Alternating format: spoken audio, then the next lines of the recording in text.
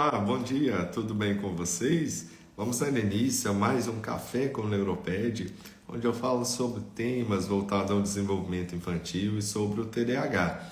Vamos dar só mais alguns minutinhos para as pessoas irem entrando e vocês que forem entrando já me fala se a imagem tá boa, se o som tá bom e já compartilhe com aquelas pessoas que precisam saber mais sobre o TDAH. Olá, bom dia, tudo bem com vocês? Muito obrigado por estarem presentes nessa manhã e mais uma manhã de quinta, para a gente falar mais sobre o TDAH, tirar alguns mitos aí que andam se arrastando pela internet, que às vezes acaba gerando preocupação para vocês, para todas vocês. Eu vou falar também do diagnóstico em adultos e adolescentes. E no final da live de hoje eu vou responder algumas perguntas e tenho um convite a fazer para todas vocês, tá bom? Vamos dar só mais um minutinho para as pessoas irem chegando, para a gente já começar o conteúdo mesmo. Se quiserem já pegar um papel, uma caneta para ir anotando, que o conteúdo é mais denso hoje, que é falando sobre o diagnóstico do TDAH na infância e também se estendendo para a adolescência e para a vida adulta também.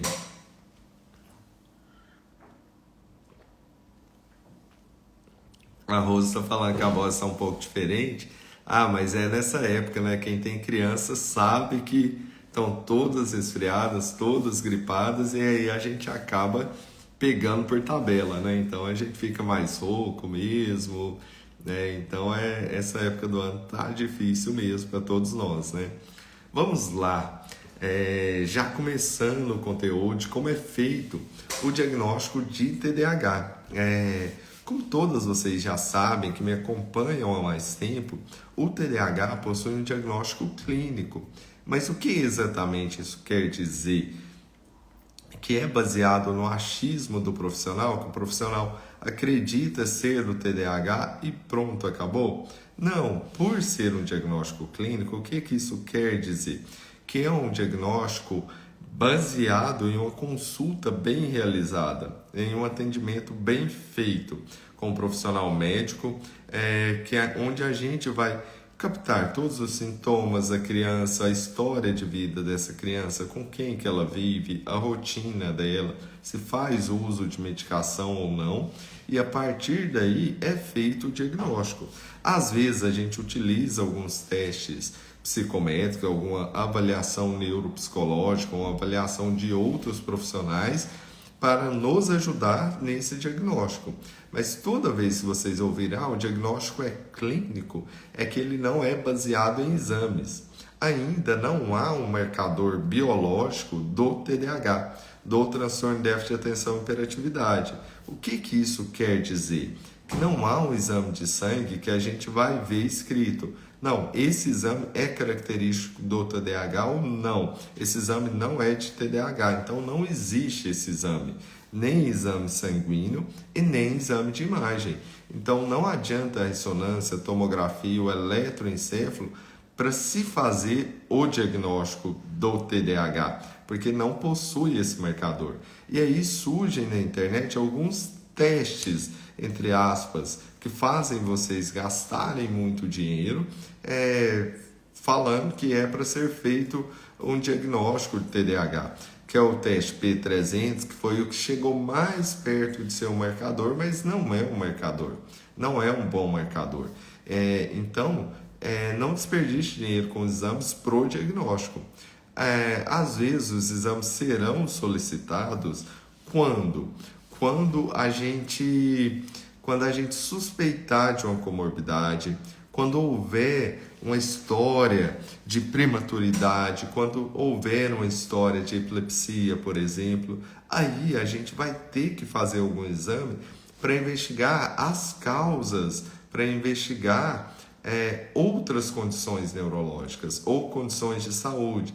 Por exemplo, se há uma anemia, é muito comum a criança roncar, né? Apesar de comum, não é normal. E isso pode atrapalhar, pode aumentar os sintomas de TDAH.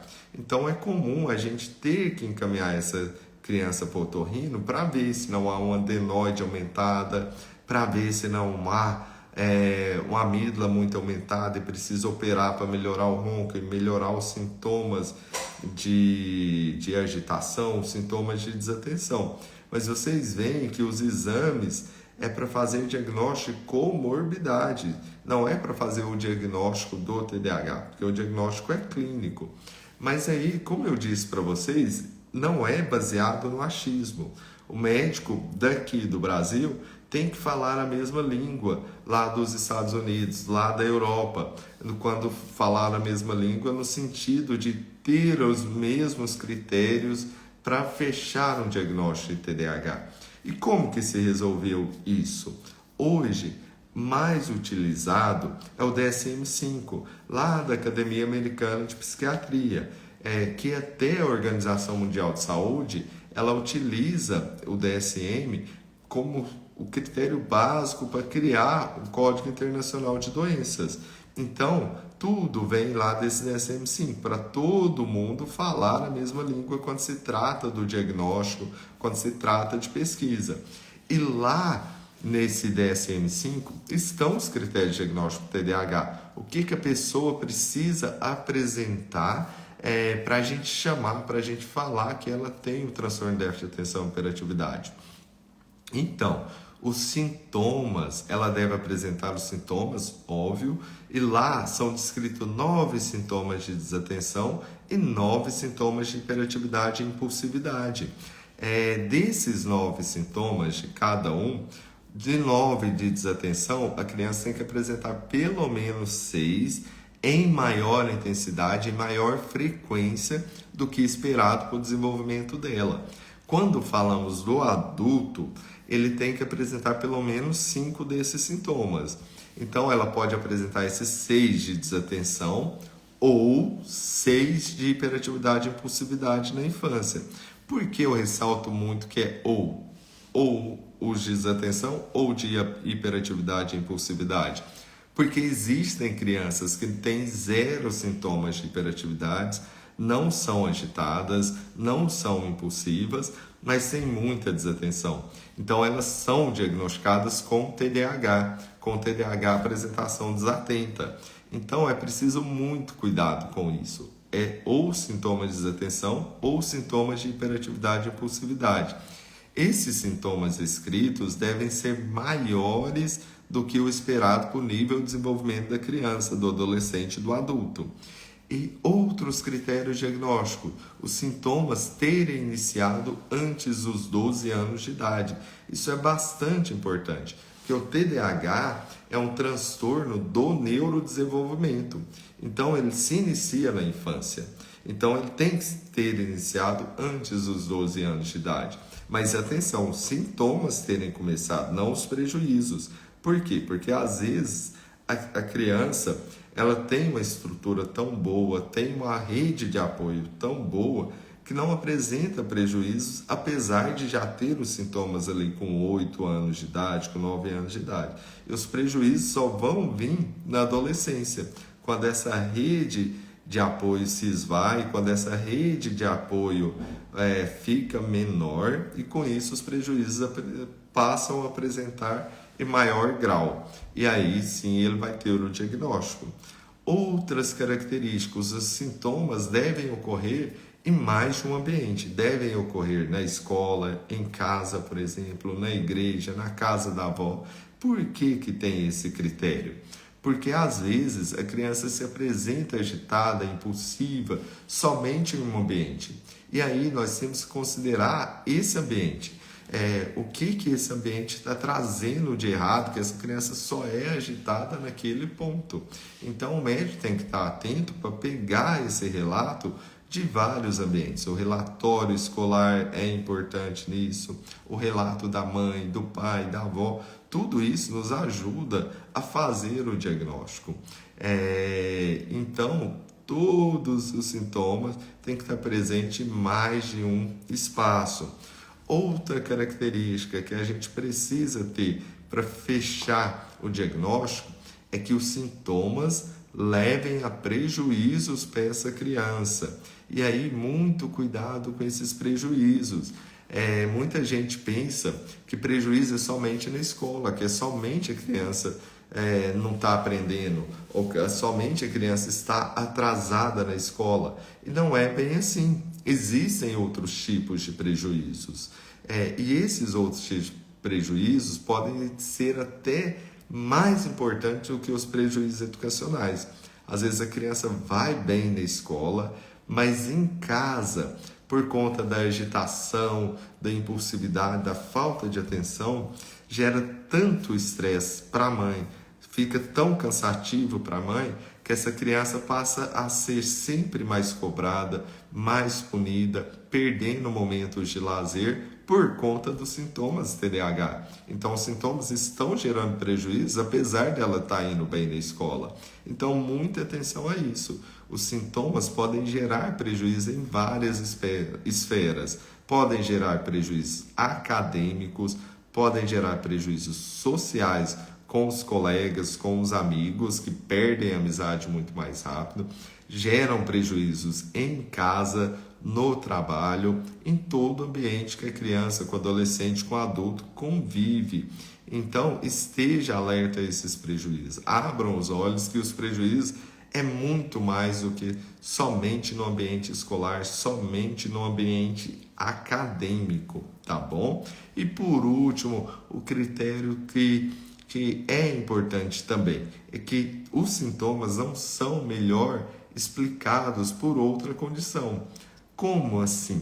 Às vezes o adolescente, em especial, apresenta quadros graves, por exemplo, de esquizofrenia, que ele vai ser mais agitado, vai ser mais impulsivo. Então, se ele tem esse diagnóstico, está em uma crise, não vai se fazer o diagnóstico de TDAH nesse momento. Então, se os sintomas tiverem uma explicação melhor do que o transtorno de déficit de atenção e hiperatividade, nós não vamos falar no TDAH, tá bom?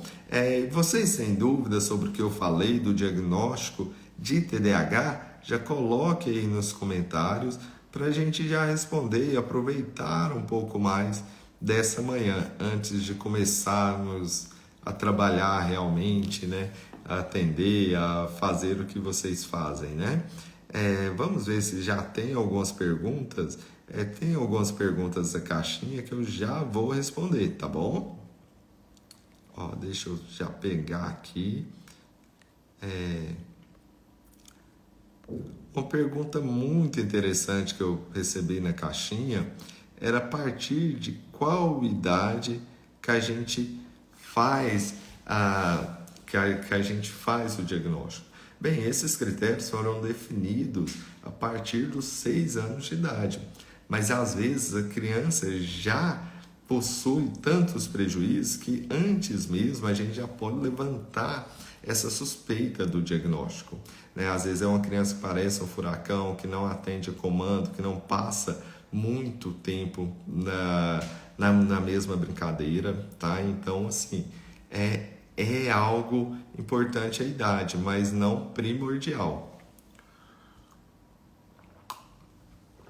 Antes de passarmos para a pergunta, eu vi que a live está cada vez enchendo mais e que a gente precisa de um tempo maior para falar de algo bastante importante, que é o tratamento do TDAH. Então, eu e minha equipe, nós pensamos em fazer uma imersão para a gente falar somente sobre o tratamento do TDAH. E qual que é o tratamento reconhecido, qual que é o tratamento científico do TDAH. Mas aí, numa live de meia hora, a gente não conseguiria fazer isso muito bem. Então, o que nós decidimos? No final do mês, no dia 29, nós faremos uma imersão. O que é uma imersão? É um grande encontro de pelo menos 2 horas ao vivo pelo Zoom, porque pelo Zoom dá para a gente colocar slides, dá para a gente colocar mais informação, fornecer material de apoio, para a gente fazer uma aula grande, completa, com todo o tratamento do TDAH. E aí nós passaremos pela parte de medicação, que é a parte que gera mais dúvidas. Nós falaremos sobre a psicoeducação e sobre as terapias, e falaremos também da rotina e como criar uma rotina. Essa imersão está sendo preparada com muito carinho por mim, pela nossa equipe, e quero contar com a presença de vocês. Então, se vocês querem participar, põe aí nos comentários a palavra imersão, que aí você já vai receber o link, a minha equipe já vai entrar em contato, mandando o link para vocês poderem participar. Será no sábado de manhã, porque eu acredito que mais pessoas poderão participar, que não terão trabalho, escola, e também é importante que sejam ao vivo para a gente compartilhar. Lá no Zoom vai dar para abrir a câmera, para você conversar diretamente comigo, para a gente tirar as dúvidas a respeito do tratamento, tá bom? Então eu aguardo vocês todas lá, sábado, dia 19, dia 29, às 8h30 da manhã. Bem, a Fernanda perguntou por onde começar a investigação, neuropediatra ou psicólogo? Neuropediatra, tá? Por que eu falo neuropediatra? Porque durante a consulta, às vezes já não vai sair com o diagnóstico pronto, mas a gente já é capaz de identificar as dificuldades dessa criança e às vezes não é TDAH, às vezes é uma outra condição que vai ter um tratamento diferente, né? Às vezes é um autismo, às vezes é uma paralisia cerebral que já aconteceu, às vezes é um sono muito ruim, então pelo neuropediatra, tá? E aí ele pode identificar as dificuldades, mandar para o psicólogo, mandar para o psicopedagogo, para a fono, e já começar o tratamento antes mesmo de ter um diagnóstico definitivo, tá? O relatório da neuropsicóloga influencia muito na decisão do médico? Essa foi a pergunta da Marisa.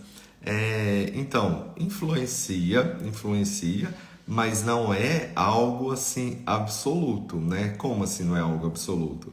Eu já peguei relatórios de neuropsicólogo muito mal feitos, muito ruins, né? Então aí a gente até desconsidera o relatório. Então tem que tomar esse cuidado, né? Se o relatório é bem feito ou não, ou ruim mesmo, mal feito, né? Então, influencia na decisão, influencia sim, porque é uma avaliação muito boa, com vários testes específicos reconhecidos. Então, a gente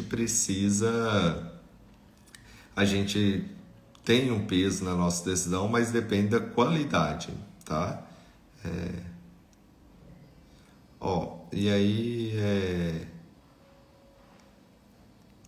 E aí a Mari fala, todos os médicos que eu fui após ler deu o diagnóstico. Uai, mas então é porque ele tem o diagnóstico mesmo, aí não tem como fugir, né?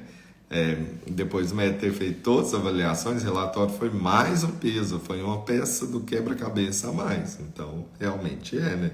Se vários médicos já falaram, na avaliação neuropsicológica falou, então não tem como fugir. Então, já participe da imersão sábado para você saber o que fazer com seu filho, né? Para saber como é feito o tratamento. Na imersão, uma coisa que eu não falei e depois o pessoal vai ficar bravo comigo. Além do tratamento reconhecidamente científico, eu vou falar dos mitos, dessas bobagens, desses tratamentos que vocês veem por aí, que não tem comprovação e que acaba que não funciona, que é só perda de tempo e dinheiro também, que vai ser uma parte bem legal da imersão. Aí a Elizabeth está perguntando se é realmente possível a criança ter os 3 tipos de TDAH junto. Não, TDAH são apresentações, né? Como assim apresentações? Pode mudar ao longo do tempo. Inicialmente a criança ter uma apresentação hiperativa e impulsiva e depois mudar para uma apresentação desatenta. Por isso que a gente já não fala mais em tipos, a gente fala em apresentação. Quando se fala em tipo, parece ser algo fechado, fixo, né? E a apresentação a gente dá a ideia que ele modifica ao longo do tempo. E é o que a gente vê, é uma modificação dos sintomas, que inicialmente pode ser hiperativo e impulsivo e depois passar para o tipo desatento.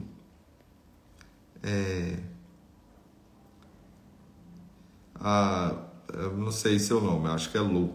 Está perguntando se é possível prever uma esquizofrenia numa criança já na infância. Não é possível prever, né? Há uma chance maior se tem uma história familiar, tudo, né? Mas não é possível fazer essa previsão, não. Ali está falando que o filho tem autismo nível 2. Será que ele tem TDAH?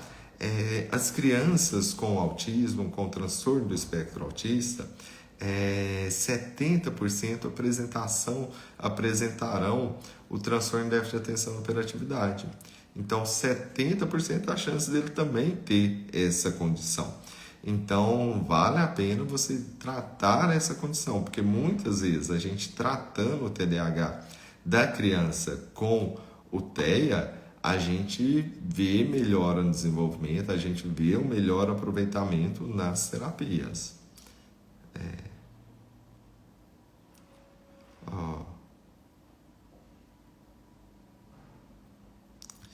A Stephanie está perguntando se que foi em 2 consultas, o pediatra fechou o diagnóstico e passou o Ritalin, se seria um bom tratamento. Não, o tratamento é muito mais do que isso. O tratamento envolve medicação, envolve rotina, envolve a psicoeducação. Então, Stephanie, você obrigatoriamente tem que estar presente no dia 29, né? Que serão de 2 a 3 horas falando só sobre o tratamento, que é sobre o tratamento completo do TDAH. Se ficar só na Ritalina, será um tratamento ruim. Mas se você fizer tudo que for falado, será um tratamento bem adequado, será um tratamento mais completo para o seu filho.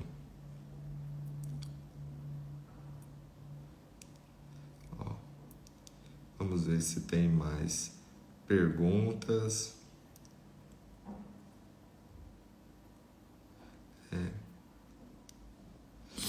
A Patrícia está perguntando a partir de quantas consultas o neuropediatra consegue fechar o diagnóstico.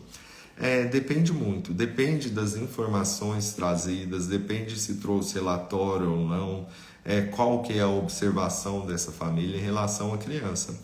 Por vezes é possível fechar o diagnóstico na primeira consulta. E algumas outras vezes, apesar de não fechar o diagnóstico, já é possível encaminhar para o tratamento. Já é possível a gente fazer um tratamento adequado dessa criança, mesmo sem ter um diagnóstico absolutamente fechado. Então, na primeira consulta, vá na expectativa de: meu filho tem esses problemas, tem esses prejuízos, como eu vou agir, como eu já vou manejar esses prejuízos. Se já tiver o TDAH, já tiver um diagnóstico de cara na primeira consulta, é um bônus, mas pense mais no caminho, né, de você manejar os prejuízos que seu filho está tendo.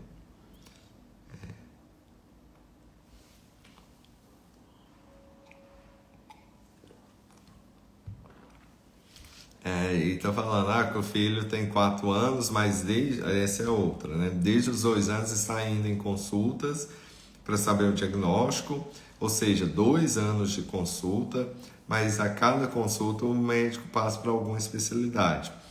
Então, eu gosto muito, muito mesmo de explicar para os pais como que vai ser esse caminho, né? Você vai fazer isso para a gente saber isso e fechar o diagnóstico ou não. 2 anos eu também acho muito tempo. Eu também acho bastante tempo, né? Para se fechar um diagnóstico, né? Então aí depende muito das informações que foram levadas ou se é um caso exceção e mais difícil, né? Tá bom? A Ângela está perguntando se o exame farmacogenético ajuda. Não, não ajuda, tá? Não ajuda. Esse exame farmacogenético acaba que ainda falta ali substrato, falta ali elementos para a gente utilizar na prática clínica, tá? Então não ajuda, viu? É interessante, Michele. A Michele perguntou se a imersão vai ficar gravada. Então, nós ainda estamos decidindo. É mais interessante que vocês estejam ao vivo, por quê? Porque como vai estar no Zoom, não sei se vocês já utilizaram o Zoom no trabalho, é uma plataforma muito boa que dá para você abrir e falar diretamente comigo, né? Então você terá um melhor aproveitamento se estiver ao vivo, tá bom?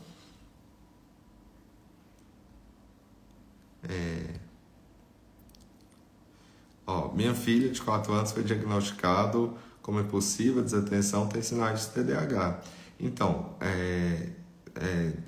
com 4 anos, às vezes já apresenta muitos sinais. a ponto da gente descartar outras condições e já conseguir fazer o diagnóstico tão cedo. Aí a Ângela perguntou se a terapia REAC ajuda em alguma coisa. Então, Ângela, vou deixar essa para imersão, que essa é polêmica, mas a princípio não ajuda em nada não, viu? Tá? Mas aí eu vou explicar o porquê que não ajuda e qual que é a base dele, o que que eles falam que pode acontecer e por que que não acontece, tá? Tá? Tem muitas dúvidas sobre tratamento, né? Então, ó, já convido vocês para já entrar na imersão, que está sendo material, está sendo trabalhado com muito carinho, tá? Inclusive material de apoio, tá? Muita gente trabalhando nisso, tá bom? Então, muito obrigado pela presença de todas vocês aqui até esse momento. Fica o convite. Participem no dia 29 da nossa imersão ao vivo. Serão mais de 2 horas de muito conteúdo, de qualidade, com material de apoio, que vocês irão aprender tudo sobre o tratamento do TDAH, tratamento completo do TDAH. E caso eu deixe alguma coisa de fora, eu vi lá no Google o tratamento tal, eu deixei de fora, vocês terão a oportunidade de perguntar, terão a oportunidade de participar ao vivo, tá bom? Para vocês que querem participar, deixa a palavra imersão que minha equipe já manda o link para vocês. Muito obrigado por tudo e até mais. Tchau!